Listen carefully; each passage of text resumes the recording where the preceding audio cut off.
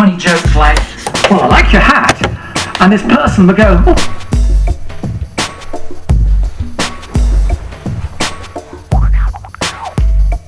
Do you take the outfit in and get her to fit them? No, the nails are the afterthought. Ah, right.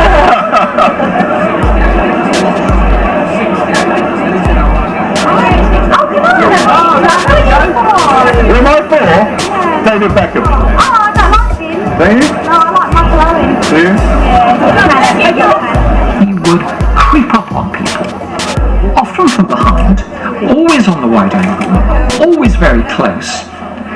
And sometimes he would come up behind them and they would sort of sense over their shoulder that there's someone there, and they would whip round like this, and you would think sometimes that they were going to punch him, but he's very tall and he's always smiling, and he would always make some funny joke like, well, I like your hat, and this person would go, oh, do you? And he would get into a relationship with them, and all the sort of tension dissipated. We should have champagne. On a scuff bag. Yeah.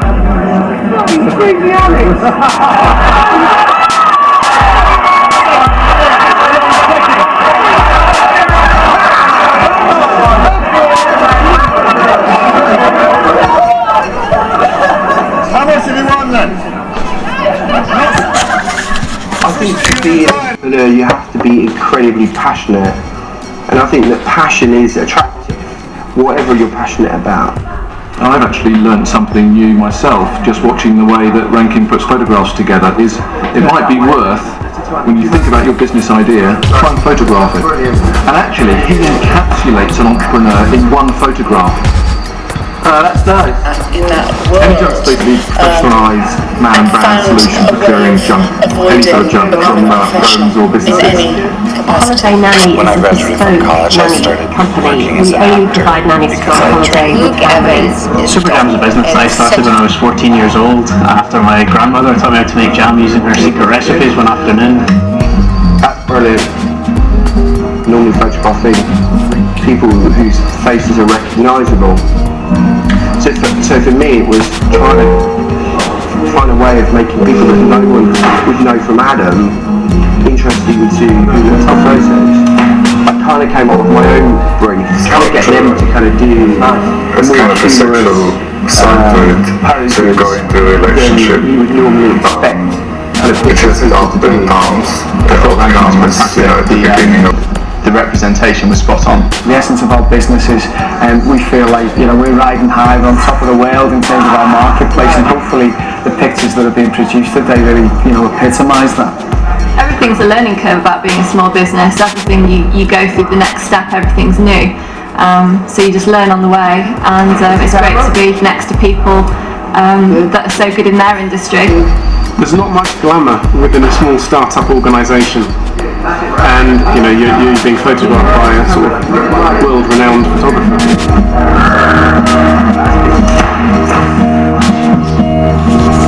I think to be an entrepreneur you have to be There's a lot of technology out there, but actually, and I think that passion is attractive, whatever you're passionate about.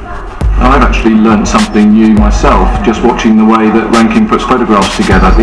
It might be worth, when you think about your business idea, try and photograph it. And actually he encapsulates an entrepreneur in one photograph. That's nice. Any junk's basically professionalised man and brand solution for clearing junk, any sort of junk from homes or businesses. Holiday Nanny is a bespoke nanny company. We only provide nannies to go on holiday with families. Superjam's a business I started when I was 14 years old after my grandmother taught me how to make jam using her secret recipes one afternoon. That's brilliant. Normally photographing people whose faces are recognisable. So for me it was trying to find a way of making people that no one would know from Adam interested into who the top photos. I kind of came up with my own brief, trying to get them to kind of do more humorous poses than you would normally expect kind of business people to do. I thought Rankin was fantastic. the representation was spot on. The essence of our business is, we feel like we're riding high, we're on top of the world in terms of our marketplace, and hopefully the pictures that have been produced today really epitomise that. Everything's a learning curve about being a small business. Everything you go through the next step, everything's new.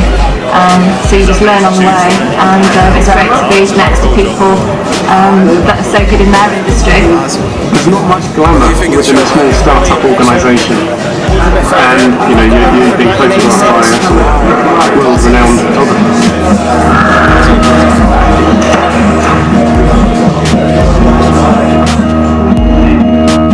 There's a lot of technology out there that actually 10 years ago was extremely... What do you think of the show? To be an expanded and revised book, lots of product that we picked up in Argentina. But we're going to tell you it's going to be great. It's not all special for nothing. I'm not an expert.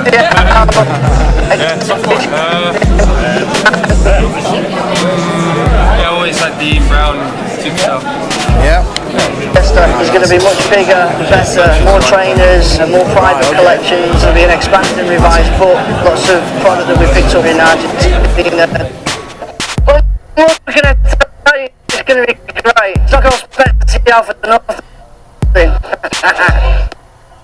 That store on Fobert's Place. It was a screening and Q&A of a documentary that we shot in Argentina earlier this year, where we went searching for dead stock Adidas that formed the basis of some of the footwear and apparel pieces from the Special range. 2 weeks, 3 weeks. It's just about some guys from Manchester, based on a gang from Manchester, a real story of two guys who were cousins. They come out of prison and they just get into a lot of really beats.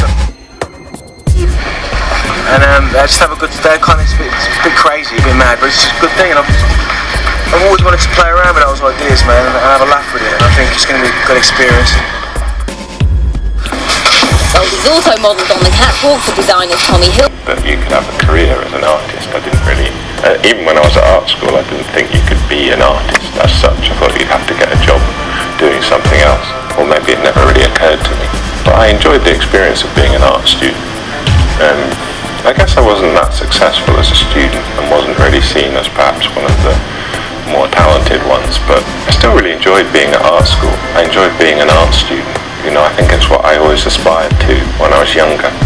It's a nice thing to be. It's better than being a student of, I don't know, mathematics or something.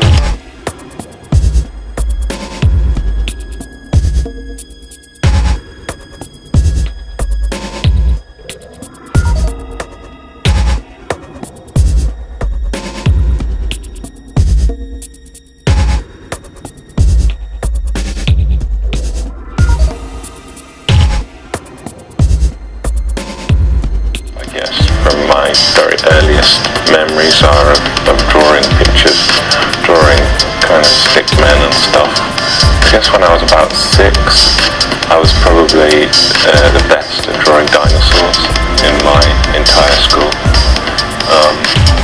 That was probably the zenith of my craft skills when I was about 6.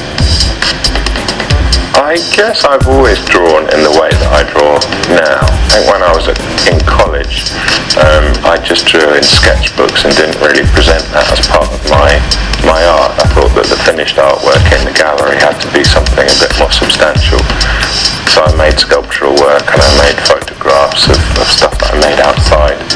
When I left art school, I didn't really have the resources to make sculptural work and to make photography. So I just continued with making drawings, and then I figured that the way to present those drawings was to make books.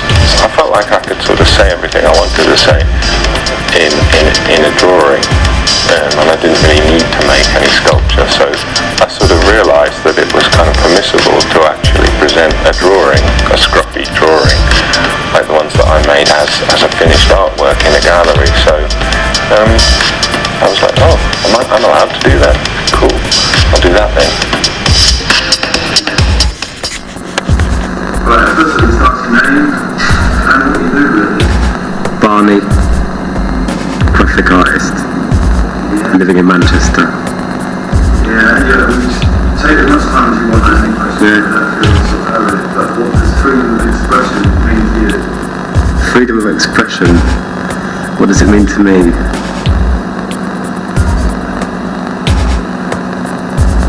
being freedom of expression, barriers, lack of one, less barriers, freedom of expression, hope to do, no constraints. I'm just thinking of one words at the moment because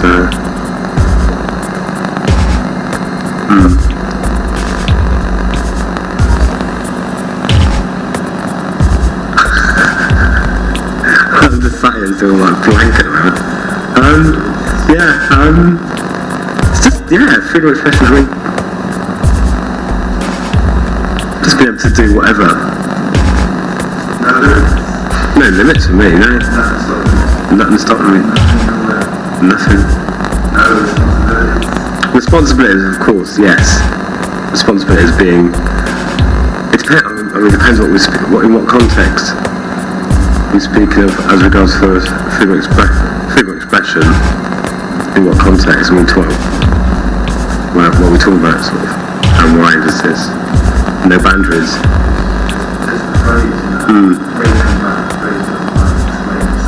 Yeah. But I mean, freedom of expression. Now you obviously go into the whole criminal justice. I mean, what does that